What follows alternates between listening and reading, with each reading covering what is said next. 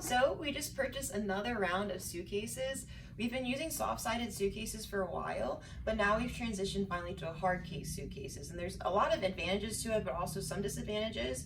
For this particular suitcase brand that we bought, doesn't scratch, so that's really good. I have had hard cases that scratch, and the conveyor belt is just very obvious that it has black marks all over it. This one, as you can see, is still pretty clean after being through the conveyor belt a couple times.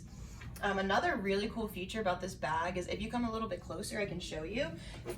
So this is just, normal zipper, but what you can do is actually lock this in, see?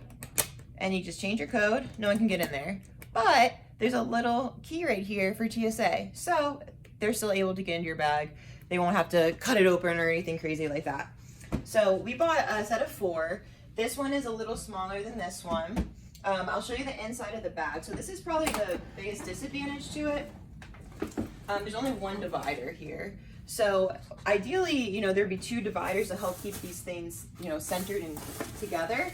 They do have this strap you can use, but as you can see, that's only really helpful if you have like big items to keep it down. Things like this can like easily come out.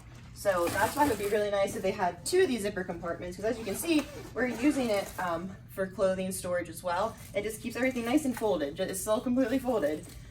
So that would be my biggest complaint. Also, actually zipping the bag can be a little tricky. It can get caught into the plastic piece.